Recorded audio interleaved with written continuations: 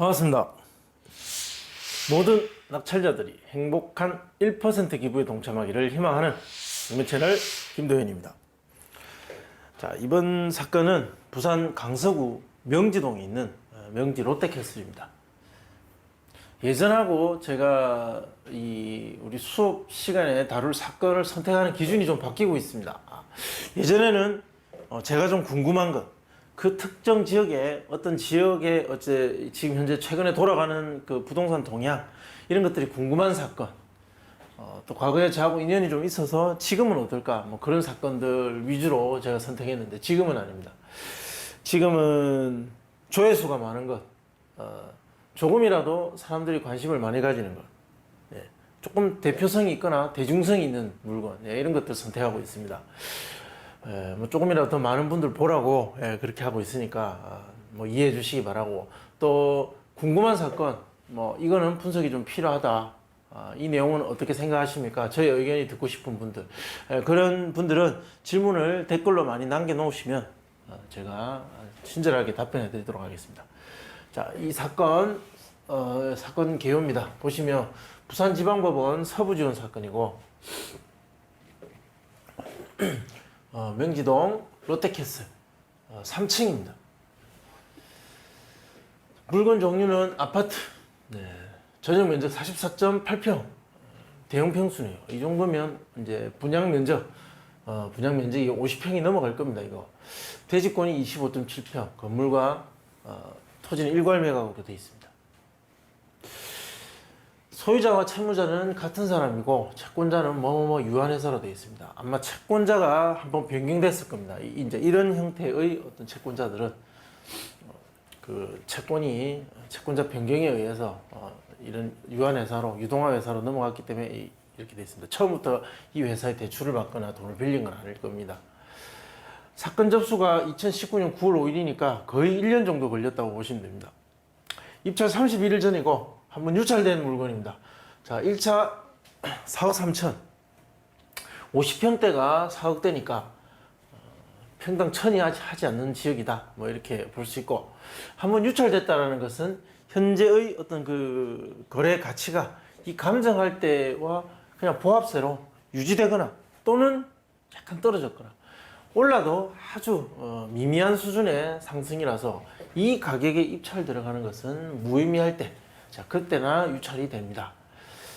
한번 살펴봐야 되겠죠. 3억 4,400에 10월 15일 입찰 예정에 있는 명지동 명지 롯데캐슬. 자, 문건 접수 내역입니다. 이 사건이 접수되고 지난 1년간 이해관계자 또는 당사자들이 법원에 나는 이런 권리가 있고 이런 것을 요구한다라고 신청한 건데, 절차상 당연히 나오는 감정평가, 그리고 뭐 현황조사 보고서, 뭐 이런 것들을 제외한 중요한 낙찰 이후에 영향을 미칠 법한 중대한 권리자의 흔적을 찾아보면 주로 임차인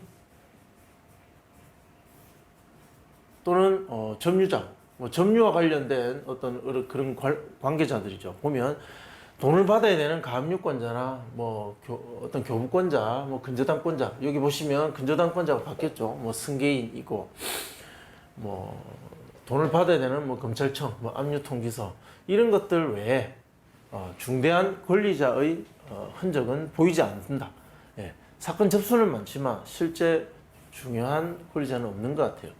보시면 점유자 확인해 보겠습니다. 임차인 점유라고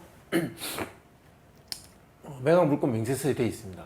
근데 임차인의 권리 신고는 없었습니다. 보면 폐문으로 거주자를 만날 수 없었다. 자, 이런 경우에는 출입문에 안내문을 부착하고 오죠. 자, 주소지에 전입된 세대 열람을 해보니까 김 누구 세대가 전입돼 있으나, 자, 소유자와 성이 다릅니다. 점유 및 임대차 관계는 알 수 없다.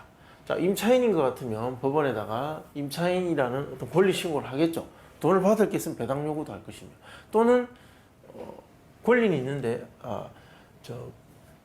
자기가 전입일이 빠르다, 그리고 나는 계속해서 살고 싶다, 그런 경우에는 굳이 권리 신고를 하지 않을 수도 있습니다. 근데 대부분은 권리 신고를 하죠. 자, 보겠습니다. 소유권 이전 매매. 자, 소유자가 있고 자, 여기 보면 자, 가장 빠른 근저당입니다. 자, 소유권 이후에 가장 빠른 근저당. 이것이 말소 기준 등기가 됩니다. 이 등기, 이 날짜 2018년 3월 2일. 자, 이 이후에 있는 근저당, 가압류, 자, 이런 것들은 모두 다 소멸된다. 사라진다. 예.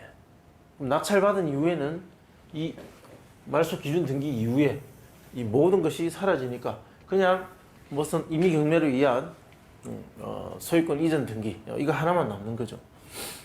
그럼 등기상에 인수될 것은 없습니다. 자, 보면 자, 여기서 이제 정리를 하고 넘어가겠습니다. 그럼 낙찰자 입장에서 인수될 것은 무엇이냐? 등기상 인수될 것 없고, 자, 등기 권리상 인수될 것은 없지만 그 부동산과 관련된 기타 다른 것은 있을 수 있죠. 뭐 가장 대표적인 게 관리비나 공과금 같은 것. 이 비용이 다 정산되지 않으면 새로운 소유자와 어떤 그런 해결 관계가 남게 됩니다. 관리비가 과다하게 연체되면 결국 명도할 때 영향을 받게 되고, 이 명도할 때 영향을 받는 것은 그대로 입찰가에 반영이 됩니다. 그래서 이 물건의 최종 점유 관계를 나의 것으로 점유권을 가져오는 데 있어서 어떤 시간과 비용, 이것이 예상되는가, 이것을 사전에 계산해보고 예측해보는 그런 과정에 있어서 관리비, 공과금은 확인해 보시라, 그 말입니다. 그리고 가장 중요한 점유자가 누구냐? 자, 임차인이 있다라고만 돼 있습니다. 이것이 진정한 임차인이냐, 또는 소유자의 어떤 가족 관계에 있는 사람이냐? 가족은 아니지만은 무상으로 점유할 수 있을 법한 어떤 신뢰 관계에 있는 사람으로서 임대차 계약 없이 무상으로 점유하고 있는 사람이냐? 자, 그 내용에 대한 건 사실 현황 조사를 한 집행관도 알 수가 없다라는 것이죠. 직접 찾아와서 권리 신고를 하지 않는 한 그들 간의 관계는 알 수가 없다. 다만 여기서 중대한 문제는 하나 있습니다. 이 임차인으로 예상되는, 법원은 점유자가 있으니까, 소유자가 아닌 점유자가 있으니까 이 사람을 임차인으로 표기한 것뿐입니다. 자, 이 김 누구누구라는 이 사람이 소유자와 어떤 관계인지에 대한 언급은 없습니다. 그것이 없다. 자, 이 상태에서 전입일을 확인해 보니까 날짜가 빠르다는 거예요. 자, 이게 문제입니다. 자, 이런 경우에는 거의 대부분, 제 경험상입니다. 대부분 가족 관계이거나 대항력이 없고 그냥 거주하고 있는 사람인 경우가 거의 대부분이었습니다. 그러나 가능성이라는 것은 반드시 있죠. 미미한 가능성이지만 그 가능성이 있다면 반드시 확인해 보셔야 됩니다. 이 물건을 사는데 들어가는 돈이 뭐 400만 원, 4천만 원 같으면 굳이 이런 부분에 약간의 가능성까지 가능성으로 전체를 포기하는 일이나 또는 그 가격이 크게 좌지우지 되지는 않는다. 그러나 지금 이 물건은 감정이 4억대의 물건입니다. 아주 큰 금액이 들어가는 그런 어떤 그 매입 상황인데, 매입 형태의 물건인데, 자, 이런 물건을 삼에 있어서 이런 물론 희박한 가능성이지만 이 전입일이 빠른 점유자, 이 사람이 임차인일 가능성에 대한 확인은 반드시 해보셔야 됩니다. 반드시 제가 이 물건 입찰에 들어간다면 이 부분에 대한 확인은 반드시 하고 들어가겠죠. 다만 지금은 이러한 물건을 분석할 때 어떻게 보고, 시장 가치를 어떻게 보고, 어떻게 낙찰가에 이르는지, 그 이르는 과정에서 해야 될 검토, 생각의 흐름을 여러분들한테 보여드리기 위해서 이것을 하는 것이지, 지금 현재 이것을 조사하는 과정이 아니기 때문에 이 사람이 가족관계나 또는 대항력이 없는 단순한 점유자임을 가정하고 일단 분석하도록 하겠습니다. 자, 이렇다는 것, 일단 이 점유자가 있다는 것을 반드시 여러분들은 알고 계셔야 됩니다. 그리고 진짜 입찰을 희망하시는 분이라면 저 부분에 대한 확인을 하고 입찰하시기 바랍니다. 자, 명도 대상자는 소유자 세대, 자, 권리관계는 소유권자. 아까 그 김 누구누구는 대항력이 없는 사람이라고 가정합니다. 자, 가정하고 조사하는 겁니다. 자, 예상기간은 1에서 3개월. 따라서 이 사람을 김 누구누구와 소유자 세대 정 누구누구를 명도하는 데 들어가는 비용은 대략 강제 집행하는 데 들어가는 비용이 이 정도다. 자, 500에서 600. 자, 이것을 차라리 집행할 바에는 이사 비용으로 주고 설득해서 내보낼 것을 권장합니다. 명도 소송 가능성은 희박하다. 다만 만약에 그 세입자라고 하는 김 누구누구가 내가 진정한 세입자로 주장하면서 점유하고 있다면 소송 가능성은 커집니다. 네. 그래서 그 부분에 대해서 확인을 꼭 하고 들어가십시오. 물론 그냥 점유하고 있는 가족관계일 사람일 가능성이 가장 높습니다. 높은데 그래도 돈이 수억 원이 들어가는 그런 매입 행위입니다. 따라서 꼭 조사해 보시기 바랍니다. 자, 호가되고 있는 롯데, 맹지 롯데캐슬 우리가 3층입니다. 이게 13층은 4억 6천, 5층 4억 4천. 자, 이거 눈여겨봐야 되겠죠. 그리고 저층 4억 천, 이것도 눈여겨봐야 될 겁니다. 4억 7천, 6천, 4천. 자, 이런 것들은 우리보다 층이 좀 높은 중층, 고층 물건입니다.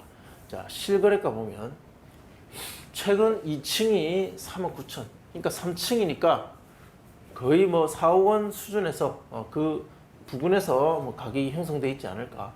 자, 1층은 3억 9천. 작년 보면 4억 9천, 6층이 4억 4천. 뭐 비슷하거나 오히려 조금 하락하지 않았나.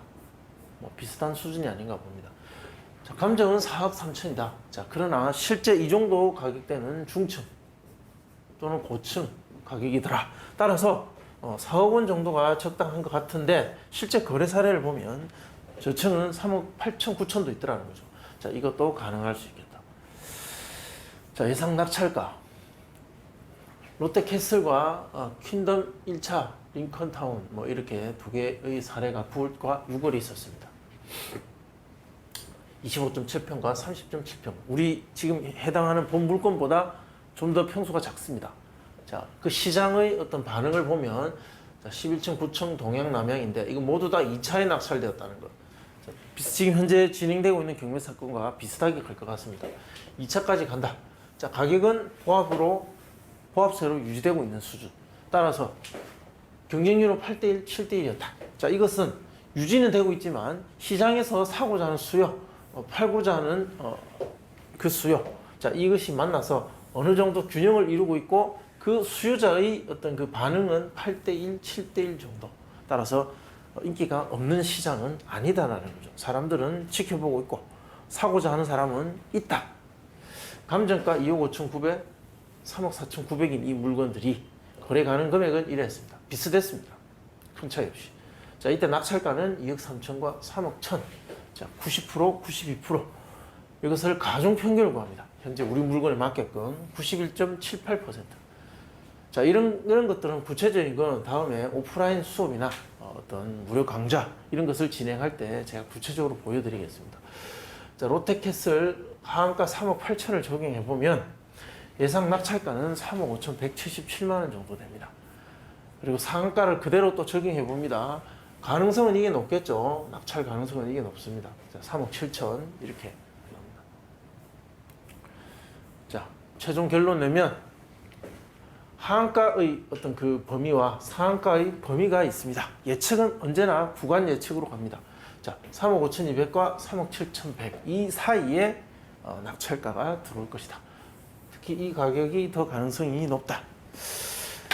자, 궁금하신 내용은 댓글로 남겨주시면 제가 답변해 드리겠습니다. 좋아요, 구독 신청 부탁드립니다. 감사합니다.